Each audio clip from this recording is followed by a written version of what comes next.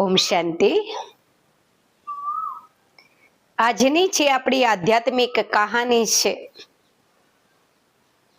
એ છે એક મોહજીત રાજાની કહાની। ખૂબ સુંદર કહાની છે, સરસ અંદરથી આપણને પ્રેરણા મળે એવું છે કે એક નગરની અંદર એક રાજા રહેતા હતા। એમને એક જ સંતાન હતી, એક જ રાજકુમાર હતો। હવે એક જ સંતાન હોવાના કારણે રાજા અને રાણીએ રાજકુમારને ખૂબ લાડકોડથી મોટો કર્યો।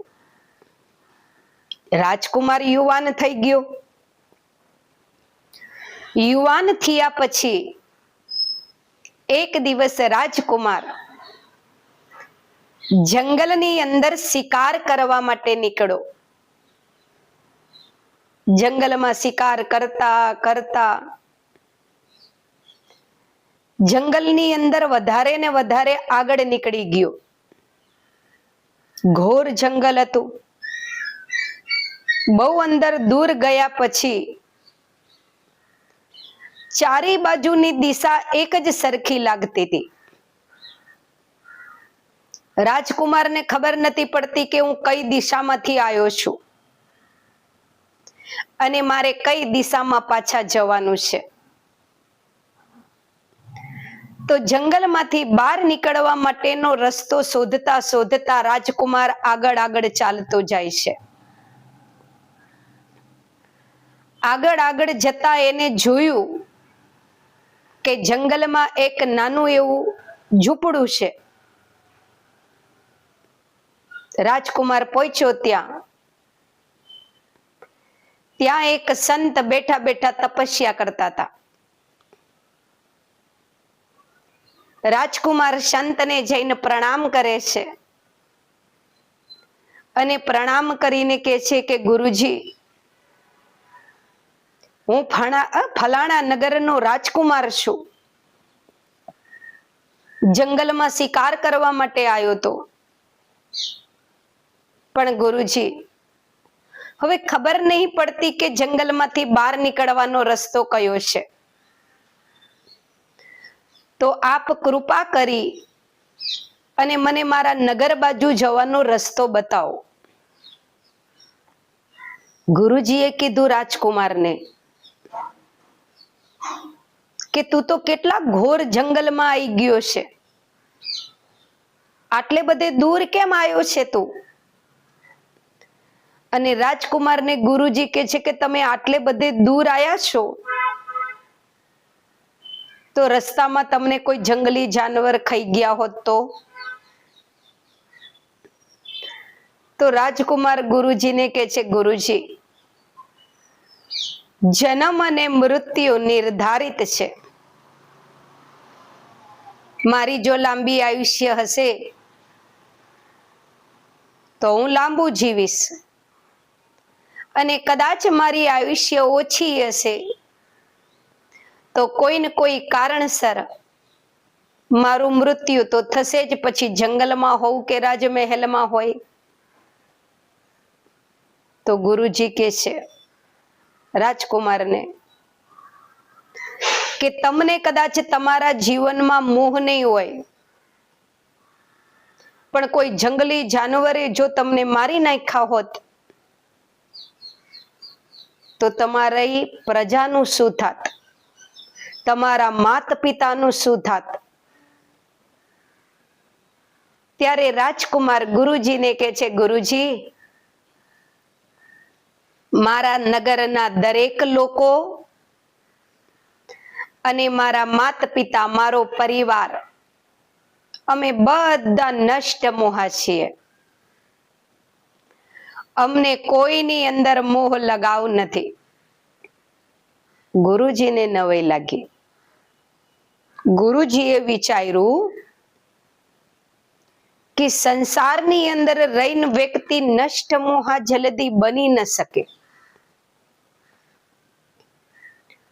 અને આ રાજકુમાર મહેલોમાં રહે છે, પરિવાર સાથે રહે છે અને એવું કે છે કે હું નષ્ટ મોહ છું. એવું કેવી રીતે બને? તો ગુરુજી કે છે રાજકુમારને કે બેટા, નષ્ટ મોહા છું એવું બોલવું સહેલું છે, પણ નષ્ટ મોહા બનવું અઘરું છે. રાજકુમાર કે છે ગુરુજી હું જાણું છું નષ્ટ મોહાનો અર્થ શું થાય, અને હું તમને સાચું કહું છું, મને, મારા નગરના લોકોને, મારા માતા પિતાને કોઈને મોહ નથી. અમારું આખું નગર નષ્ટ મોહા છે. ગુરુજી કે છે એવું ના બને. મારી આટલી આયુષ્યની અંદર મેં ક્યાંય કોઈ આખું ગામ નષ્ટ મોહા હોય એવું નહીં જોયું. કદાચ કોઈ એકાદી વ્યક્તિ નષ્ટ મોહા હોય, પણ તમે તો આખા નગરની વાત કરો છો. રાજકુમાર કે છે હા, તમારે જોવું હોય, પરીક્ષા લેવી હોય એ લોકોની તો લો. ગુરુજી કે છે ભલે. રાજકુમારને કે છે તમે અહીંયા આશ્રમ પર રહો અને તમારા વસ્ત્રો મને આપો. ગુરુજી રાજકુમારના વસ્ત્રોને લઈ અને જંગલમાંથી નગર તરફ આવ્યા. જેવા ગુરુજી નગરમાં આવ્યા તો નગરના ચોકમાં થોડા માણસો બેઠેલા. ગુરુજીએ ત્યાં જઈ અને નગરના માણસોને રાજકુમારના વસ્ત્રો બતાયા. રાજકુમારના વસ્ત્રો લોહી લુહાણ હતા. ગુરુજીએ નગરના માણસોને કીધું કે તમારા રાજકુમાર જંગલમાં શિકાર કરવા આવ્યા હતા અને જંગલી જાનવર એમને ખાઈ ગયા. તમારા રાજકુમાર મૃત્યુ પામ્યા. શરીર તો એમનું લાઈ શકે એવું નતું, જંગલી જાનવર ખાઈ ગયા હતા, પણ નિશાનીના દોરે હું આ વસ્ત્રો રાજકુમારના લઈને આવ્યો છું. નગરના માણસોએ જોયું કે વસ્ત્રો તો રાજકુમારના હોય એવું જ લાગે છે, કારણ કે આ ઘરેણા, આ વસ્ત્રો આપણે રાજકુમારને પહેરેલા જોયા છે. તો ગુરુજી કે છે કે તમારા રાજકુમારના જ આ વસ્ત્રો ને આભૂષણો છે ને? નગરના માણસો કે છે હા. ગુરુજી કે છે કે તમારા રાજકુમાર મૃત્યુ પામ્યા. નગરના લોકો કે છે ગુરુજી, આમ તો અમે એવું વિચાર્યું હતું કે અમારા નગરની અંદર રાજાને એક જ સંતાન છે, તો જ્યારે રાજાની ઉંમર થશે ત્યારે રાજકુમાર ગાદી ઉપર બેસશે અને એ આપણી રક્ષા કરશે, આપણને સુરક્ષિત રાખશે. પણ કદાચ અમારા નસીબમાં નહીં હોય, એટલે રાજાની પહેલા અમારા નગરના ભાવિ રાજા મૃત્યુ પામ્યા. ડ્રામામાં આ પ્રમાણેનું લખેલું હશે નસીબમાં. ગુરુજીએ નગરના લોકોને કીધું કે તમારો રાજકુમાર મૃત્યુ પામ્યો છે એ જાણીને તમને દુઃખ ન થયું?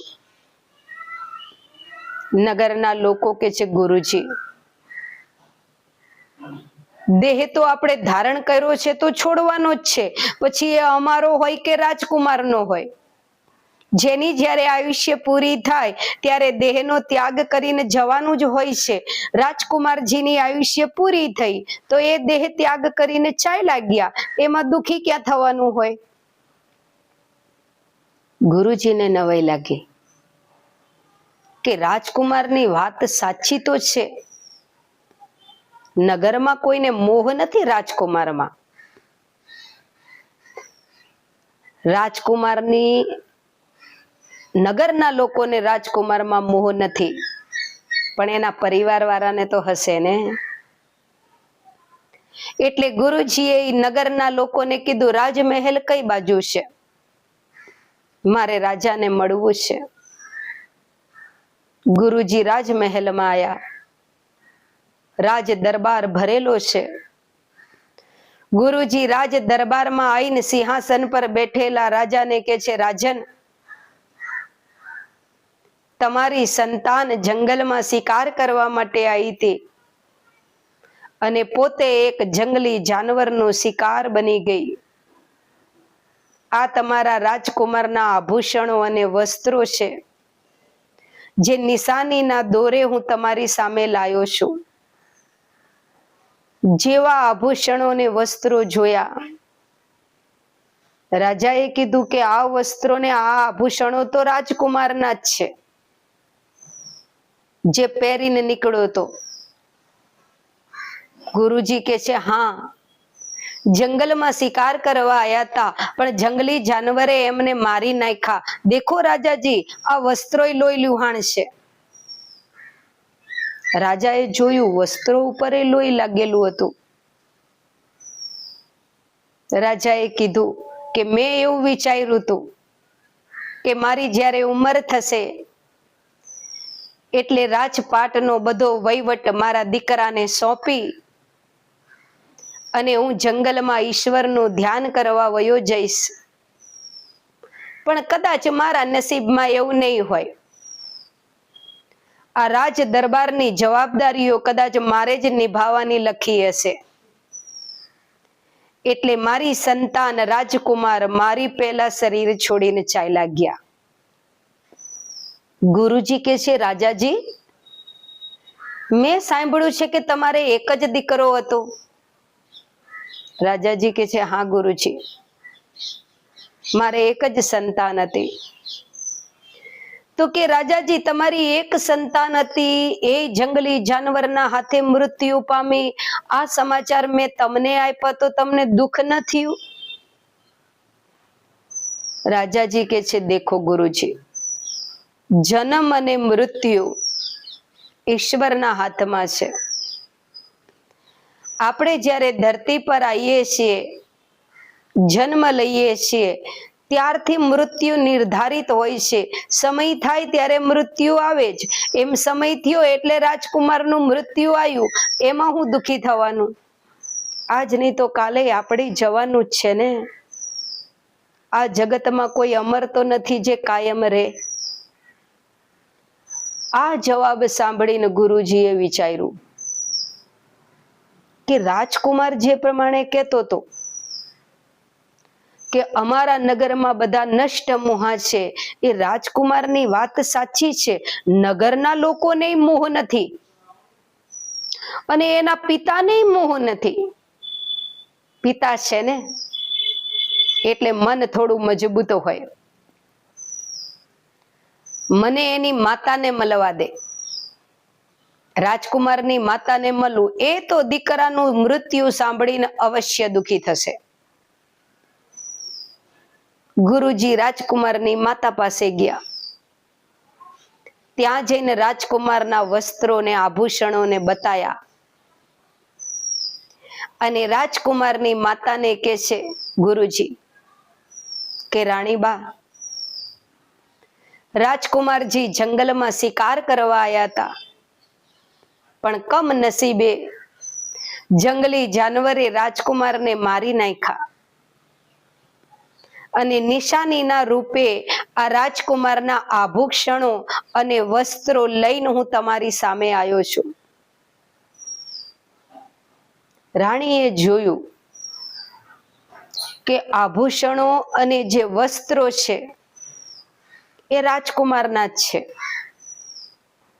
કારણ કે શિકાર કરવા જતા પહેલા રાજકુમાર એમની માતાજીને મળવા આવ્યા હતા અને રાણીબાને મળીને શિકાર કરવા ગયા હતા. તો રાણીને એ દ્રશ્ય યાદ આવી ગયું કે રાજકુમાર જ્યારે મહેલમાંથી બહાર નીકળ્યા હતા ત્યારે આ જ આભૂષણો ને આ જ વસ્ત્રો પહેર્યા હતા, જે અત્યારે લોહી લુહાણ વસ્ત્રો હતા. રાણીએ કીધું ગુરુજીને કે આ વસ્ત્રો ને આભૂષણો તો રાજકુમારના જ છે. ગુરુજી કે છે, હા રાણીબા, જંગલી જાનવરે રાજકુમારને મારી નાખ્યા. તમને દુઃખ ન થયું રાણીબા રાજકુમારના સમાચાર સાંભળીને? ત્યારે રાણી કહે છે કે હું એક માં છું અને મને મારી સંતાન અતિ પ્રિય છે, પણ મારી સંતાનની આયુષ્ય કદાચ આટલી જ હશે.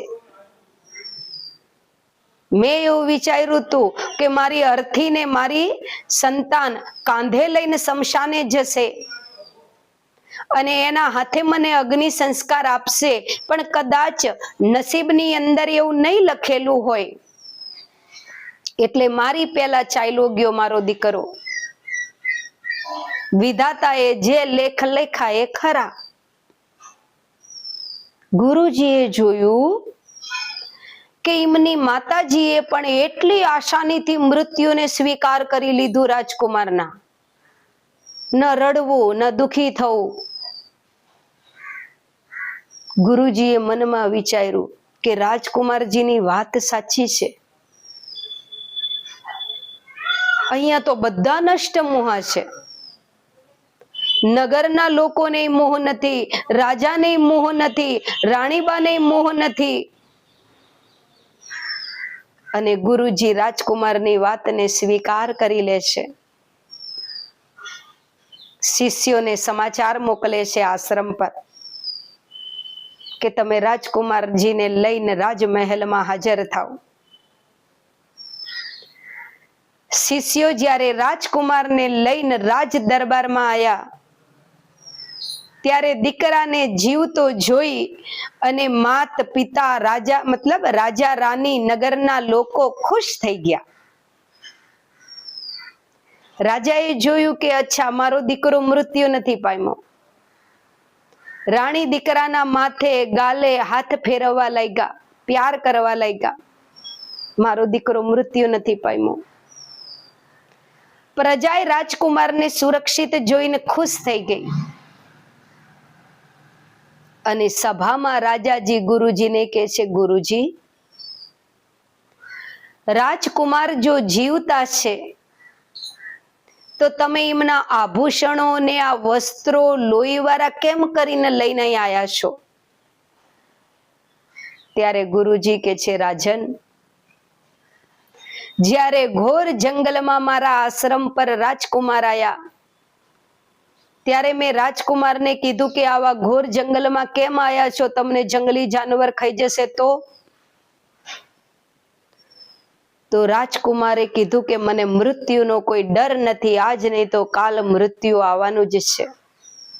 આ સાંભળીને મને નવાઈ લાગી અને મેં રાજકુમારને કીધું કે તમને તમારા મૃત્યુનો ડર ન હોય, પણ તમારા મૃત્યુથી તમારી પ્રજા, તમારા માત પિતા દુખી થઈ જશે, એ તો વિચારો.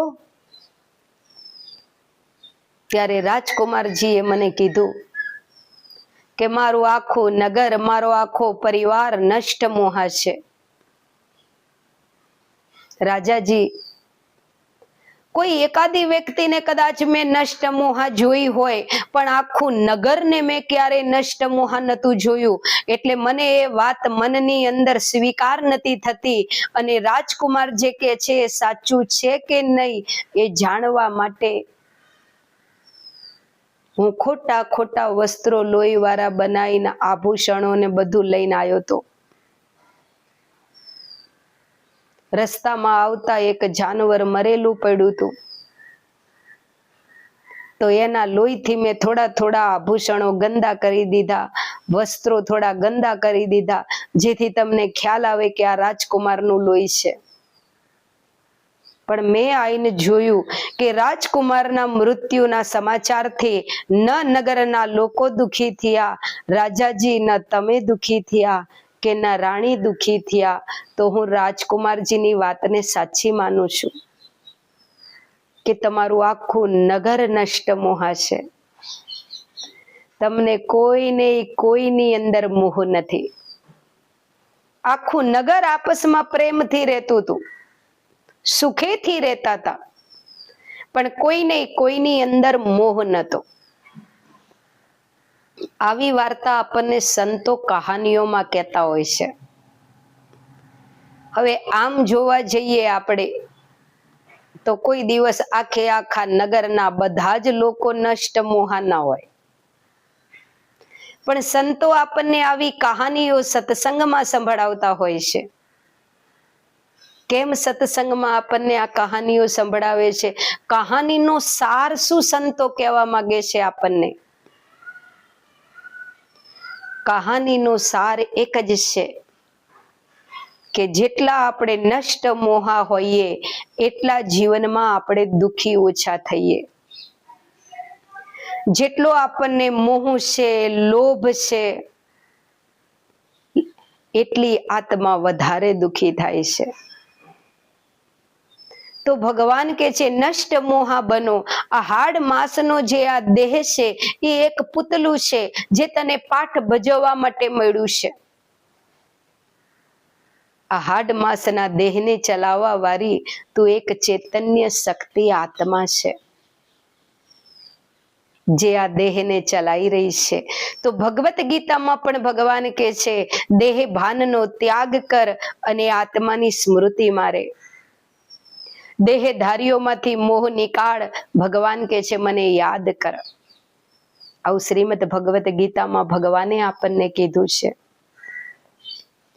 જેટલો મોહ રાખે, લગાવ રાખે એટલો દુખી થાય. જેમ આપણે જોઈએ રામાયણમાં કે રામજી એ રાજા દશરથના દીકરા છે, તો સીતાજી એ રાજા જનકના દીકરી છે. હવે રામજી ને સીતાજી જ્યારે વનમાં જાય છે એ સમાચાર રાજા દશરથજી પાસે પહોંચ્યા. તો રાજા દશરથજી એટલા દુખી થઈ ગયા કે શરીરમાંથી આત્મા રૂપી પ્રાણ પંછી ઉડી ગયું. માના રામજીના વિયોગમાં રાજા દશરથજીએ શરીરનો ત્યાગ કરી દીધો. એ જ સમાચાર રાજા જનકજીને મળ્યા કે દીકરી સીતાજી હવે વનમાં રહેશે.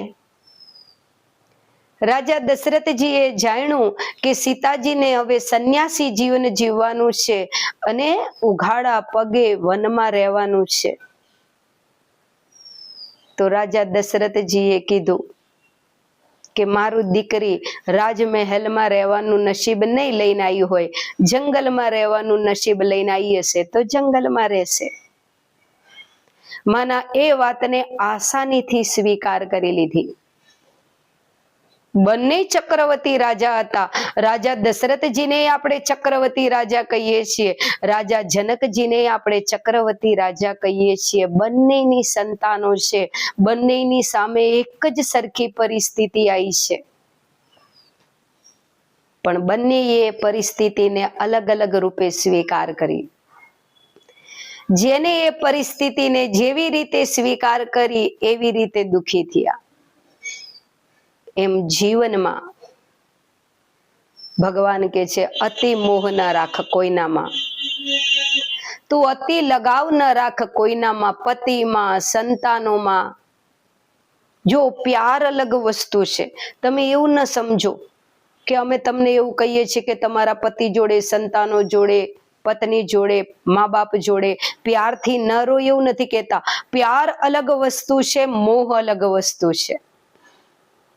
જ્યારે તમને કોઈની પણ અંદર મોહ હશે ને, ચાહે દીકરામાં, પતિમાં, તો મોહના કારણે તમને એના અવગુણ, એની બુરાઈ, એની કુટેવો બતાશે નહીં અને એનું જીવન વધારે ને વધારે બગડતું જશે. તો દરેકની અંદર પ્યાર રાખો, મોહ કે લગાવ ન રાખો. આજ નહીં તો કાલ આ સંસારમાંથી જો આપણે વિદાય લઈએ તો આપણને અંતિમ ઘડીએ પરમાત્મા યાદ આવવો જોઈએ. તો ભગવત ગીતાના 18 અધ્યાયનો સાર બસ એક જ છે, નષ્ટ મોહા સ્મૃતિ સ્વરૂપ. આ ધરતી ઉપર માનવ અવતાર લઈ અને તું પાઠ ભજવવા છતાંય નષ્ટ મોહા બન અને સ્મૃતિ સ્વરૂપ માના ઈશ્વરની સ્મૃતિમાં રહે. તો પરિવાર સાથે પ્યારથી રહેશું, આનંદથી રહેશું, સુખ ખુશીથી રહેશું, પણ અતિ લગાવ હું કોઈની અંદર નહીં રાખું.